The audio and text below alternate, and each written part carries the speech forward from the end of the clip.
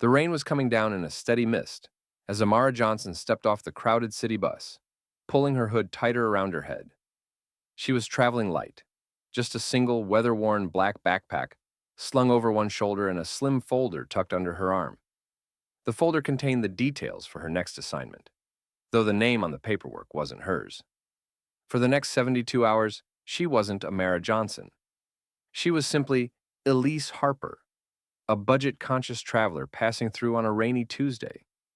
Her real identity, senior inspector for the world's most respected luxury travel guide, was something no one at the hotel she was about to enter could suspect. The building rose in front of her, its sandstone facade slick with rain, glistening under the muted glow of the street lamps.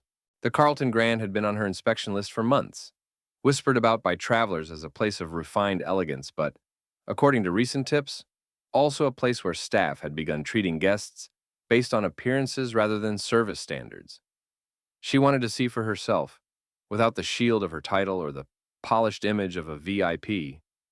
As she stepped through the revolving door into the warm, softly lit lobby, the scent of fresh lilies and polished wood surrounded her. Plush armchairs and velvet sofas were arranged in perfect symmetry, and a crystal chandelier hung overhead like a crown. The scene was almost enough to make her forget she was here on assignment. Almost. Amara walked up to the front desk, where a tall, neatly groomed man in a tailored navy suit stood, flipping through a leather-bound reservation book. His name tag read, Gregory L. Manager. His eyes flicked up from the book, taking in her rain-damp coat, the backpack slung over her shoulder, and the scuffed boots peeking out from under her jeans. His smile didn't quite reach his eyes. Yes, he said in a tone that was polite but cool. I'd like to check in, Amara replied, placing her ID and credit card on the counter. Gregory didn't touch them right away. Instead, his gaze moved from the card to her face and back to the backpack.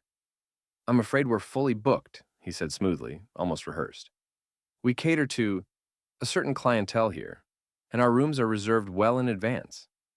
Amara tilted her head slightly. That's interesting, she said, her voice calm. Your website showed multiple rooms available just 30 minutes ago. His lips pressed into a faint smile that wasn't friendly. Online systems aren't always accurate. Perhaps you'd be more comfortable at a different property. There's a place a few blocks away that might suit your needs. It was a dismissal, plain, deliberate, and wrapped in the kind of condescension she'd heard about in whispers from other travelers. Amara didn't argue. She simply nodded, gathered her ID and card, and turned toward the door, her expression giving away nothing. As she stepped back into the damp city air, the rain cooling her cheeks, she knew she had just seen the first crack in the Carlton Grand's carefully polished image. What Gregory didn't know was that the woman with the backpack he had so casually dismissed was about to put that image under a microscope. And by the time she was done, every detail, from the lobby lilies to Gregory's fake smile, would be laid bare for the world's top travel guide to see. Amara didn't rush away from the Carlton Grand after being turned out into the drizzle. Instead, she crossed the street to a small cafe with steamed-up windows and the scent of espresso drifting into the damp air. She chose a corner seat by the glass, ordered a coffee she didn't really want, and pulled out her notebook, the same one she used for every inspection. On the first blank page, she wrote in neat, deliberate handwriting, Initial contact. Denied service without cause. Manager. Gregory L., front desk, approximately 6 feet 1 inch, navy suit, patterned tie, demeanor, dismissive, judgmental, selective politeness. Her pen hovered for a moment before she added, likely profiling based on appearance and luggage. From her vantage point, she had a clear line of sight to the hotel's entrance. Over the next hour, she watched several guests approach the front desk through the revolving doors. Business travelers with sleek roller bags, an elderly white couple with matching camel coats, a young family wrangling 2 children, and a stack of suitcases. In every case, Gregory's posture shifted. Back straighter, smile wider, tone warmer. He personally escorted the elderly couple to the elevator, bending slightly at the waist in a practiced show of deference. When the family arrived, he crouched down to greet the children, producing lollipops from somewhere under the counter. Amara's coffee cooled as she kept her eyes fixed on the pattern emerging before her. She wasn't just looking for evidence of rudeness, she was looking for inconsistencies, the subtle differences in treatment that most people would miss unless they were actively searching for them. And she knew from years of doing this job that those differences often revealed the heart of a hospitality problem more than any broken fixture or unclean room could. When a young black man in a well-tailored gray suit approached the desk, Amara leaned forward, watching closely. His suitcase was designer, his watch expensive, but Gregory's greeting lacked the same warmth he had shown others. The manager's smile was thinner, his conversation clipped. Though the man was checked in without being turned away, the interaction was undeniably cooler, professional but perfunctory. It confirmed what Amara already suspected. Gregory's hospitality was conditional, filtered through his own quiet biases. She jotted down the timestamp, then sipped her now lukewarm coffee, her mind already building the skeleton of her report. The Carlton Grand's branding boasted inclusivity and world-class service, but what she was witnessing from across the street told a very different story, one where the guest experience depended not on the hotel's standards, but on the personal judgments of the man at its helm. The rain began to lighten, and Amara knew it was time to move. She closed her notebook, tucked it into her backpack, and left the cafe, blending into the flow of pedestrians. Her next step wasn't to confront Gregory, not yet. It was to see the Carlton Grand from the inside, not as a guest but as an invisible presence. She had her ways of slipping past front desks, and tonight she would use them. For now, she disappeared into the city's gray streets, the facade of the hotel shrinking behind her, but not for long. By early evening, the drizzle had turned into a fine mist that clung to the glow of the street lamps, casting the whole avenue in a soft haze. Amara returned to the Carlton Grand dressed differently than she had that morning.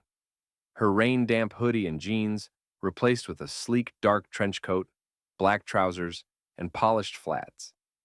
Her backpack was now hidden inside a discreet leather tote, the sort of accessory that blended seamlessly into the profile of the hotel's typical guests. She had learned long ago that in places like this, appearance could be an access key all its own.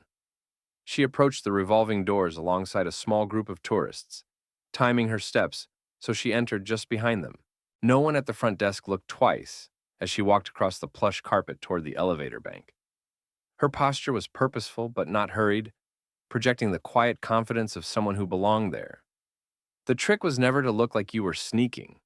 It was to look like you had every right to be exactly where you were. The elevator chimed softly, and she stepped inside with a pair of guests chatting about dinner reservations.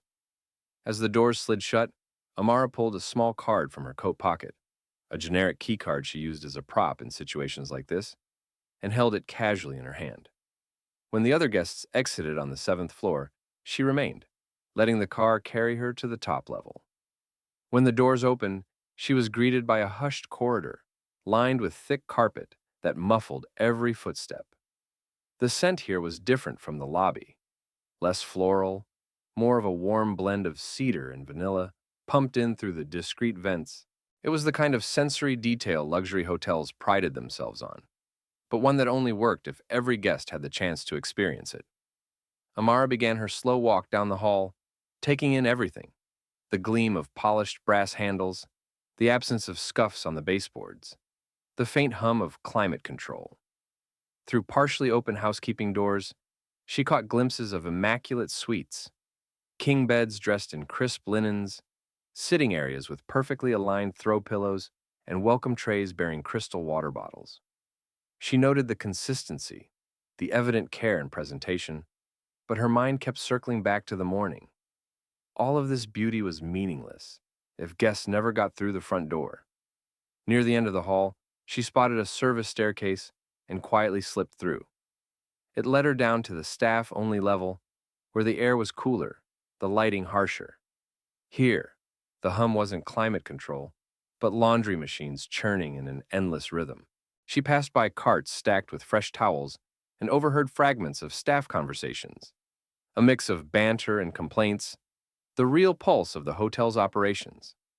One housekeeper, a middle-aged woman with tired eyes, mentioned to another that Gregory had turned someone away again this morning. The tone wasn't surprised. It was resigned, like this was just part of how things worked. Amara's pen was in her hand before she realized it, jotting notes in the small pad she kept hidden in her tote. She didn't have names yet, but she had confirmation. What she experienced wasn't an isolated incident, but part of a pattern. She retraced her steps to the lobby, slipping back into the flow of guests moving toward the restaurant for dinner service. From a seat in the lounge, she watched Gregory again, now greeting a well-dressed couple with exaggerated warmth, bending slightly as if the mere act of serving them was an honor. The contrast from the morning could not have been sharper. As she sipped a glass of sparkling water she'd ordered to justify her presence, she knew she had enough to begin shaping her report. But her instincts told her to push further, to create a situation that would force Gregory to show his true nature, not just to her, but in front of his own staff. That moment, she decided, would come tomorrow. And when it did, there would be no hiding behind polite dismissals. The next morning, Amara was already seated in a corner of the cafe, across the street from the Carlton Grand, well before sunrise. She had chosen a position by the window again, sipping slowly at a cappuccino while watching the lobby come alive. Gregory arrived at precisely 6:58 a.m., his stride brisk, his navy suit impeccable.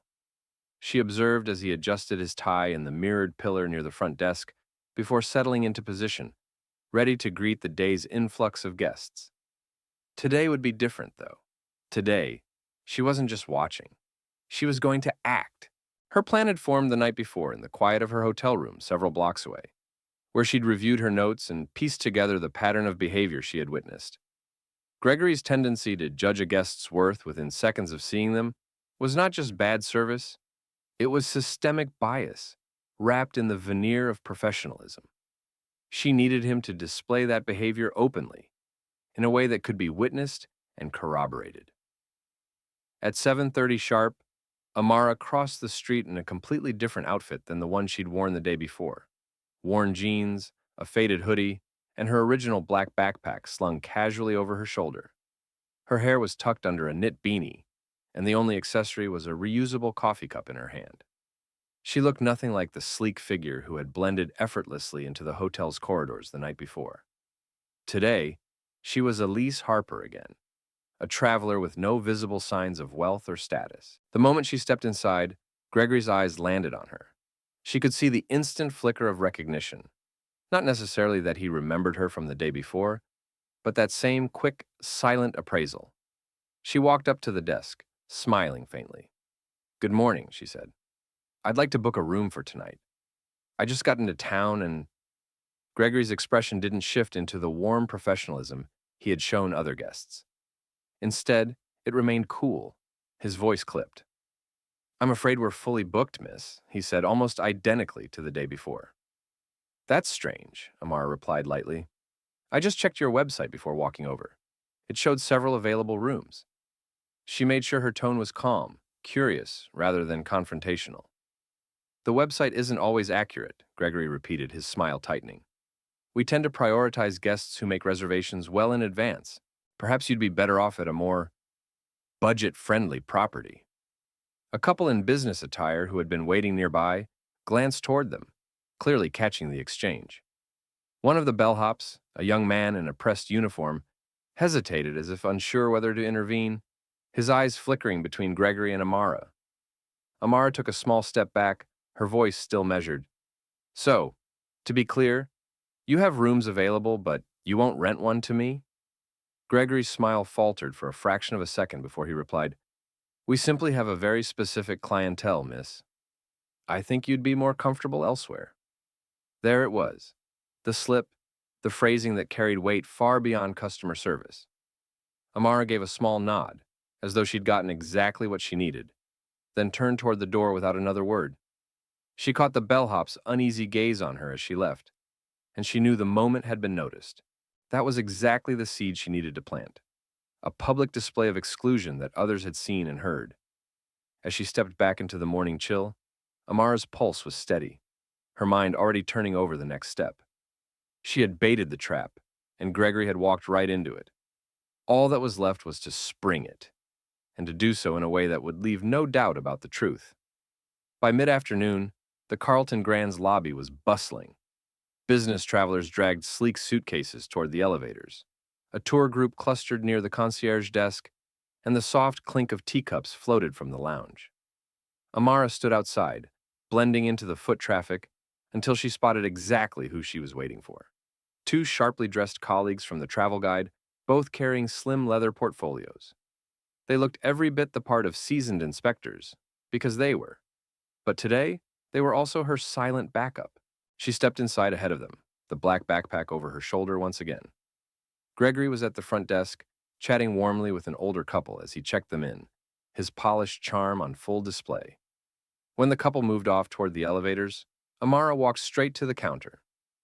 "Hello again," she said, her tone mild but laced with just enough familiarity to make him pause.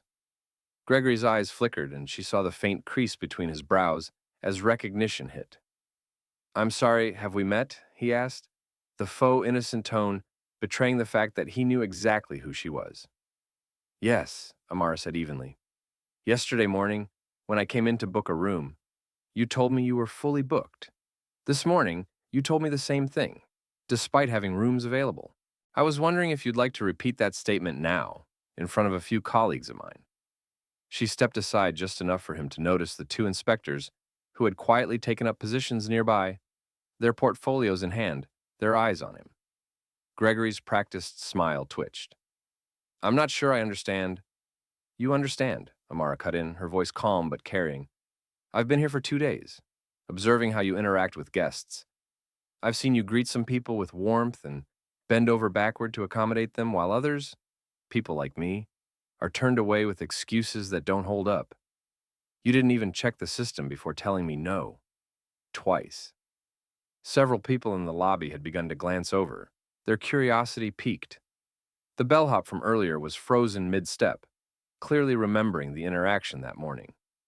The tour guide leading the group near the concierge tilted her head, listening in. Gregory's face tightened, his charm slipping under the weight of the eyes now on him.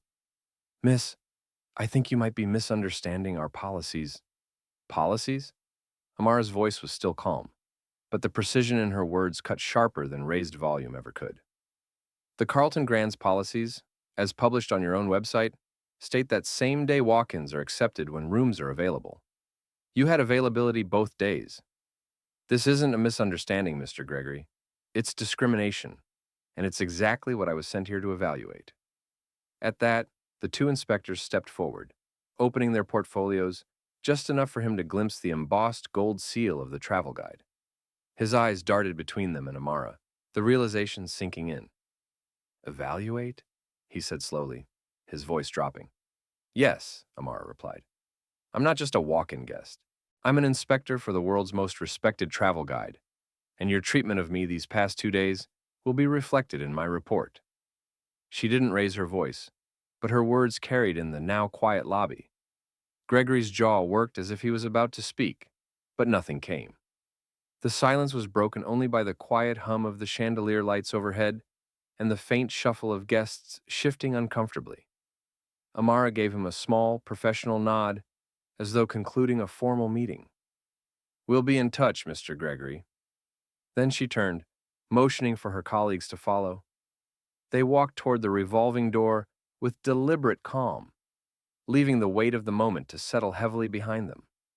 As the glass doors spun them out into the crisp air, Amara knew the real fallout was just beginning, and Gregory would have a long time to think about how quickly appearances could crumble.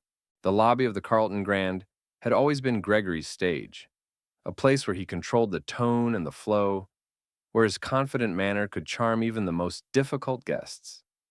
But in the hours following Amara's departure, that stage felt like it had been yanked out from under him. Conversations between staff were shorter, more clipped, with glances darting toward him when they thought he wasn't looking. The bellhop avoided his eye entirely, and the concierge, usually quick to share a morning joke, offered nothing more than a tight-lipped nod. Gregory told himself it was paranoia, but deep down, he knew better. Word had spread. The call from corporate came less than 2 hours later. It wasn't from his direct supervisor, it was from the regional operations director, a man he'd met only once at a conference, but whose name carried weight. Gregory, the voice on the other end said without pleasantries. I've just received a report from an inspector for the International Luxury Travel Guide. They were in your lobby yesterday and this morning. Do you know anything about that? Gregory's pulse quickened. I spoke with a few walk-in guests, yes. I wasn't aware they were inspectors. That's the problem, the director said sharply. We've already had complaints about inconsistent service at your property. Now we have a documented account of you denying available rooms to a guest, twice, and singling her out based on appearance. This is not just bad press waiting to happen. This could cost us our standing with the guide entirely. Do you realize what that means for revenue? Gregory opened his mouth to explain, to insist it wasn't personal, that he was just protecting the brand. But the words felt flimsy even before they left his throat. The director cut him off before he could start. Save it. I want you to prepare a full written statement by tomorrow morning, and until further notice, you're off the front desk. The assistant manager will take over guest interactions. You will remain on payroll, but you're effectively on probation. We will be conducting a full review of your conduct. When the call ended, Gregory sat frozen behind the desk for a long moment, staring at the guest ledger without seeing it. The steady rhythm of the lobby carried on without him. Suitcases rolling across the marble floor, the low murmur of guests checking in. But for the first time in years, he wasn't part of it. The assistant manager, a petite woman named Carla with sharp eyes, stepped up beside him and said quietly, I'll take it from here. It wasn't a suggestion. He moved away from the desk, his polished shoes suddenly loud on the marble, and retreated toward the back office. The walls there felt closer than they ever had before. On his desk was a neatly arranged stack of papers, among them a printout of the Carlton Grand's mission statement. We welcome every guest with warmth, dignity, and respect. He stared at the words, feeling a sting in his chest. They had always been just that, words, until now, when they stood as an accusation. In the quiet of the office, Gregory realized that the image he had so carefully curated of a refined, discerning gatekeeper to luxury had cracked, and everyone could see through it. For the first time, he wondered if his career in hospitality could survive the report that was surely already being written. And worse, if maybe it shouldn't. 2 weeks later, in the quiet comfort of her sunlit home office, Amara Johnson sat at her desk with her laptop open, a mug of tea steaming beside her. The deadline for her Carlton Grand report was just hours away, but the file in front of her was already polished, checked, and rechecked. She scrolled slowly through the document, each paragraph carrying the weight of her observations, the transcripts of interactions, and the notes she had taken with meticulous care. The evidence was airtight. 2 clear instances of being denied service despite room availability, multiple witness accounts corroborating her experience, and a pattern of inconsistent guest treatment that couldn't be explained away as miscommunication. Her report didn't just describe the incidents. It painted the full picture of a hospitality culture that bent under the personal biases of its leadership. She paused at the section titled Overall Rating. This was the part that would sting the most.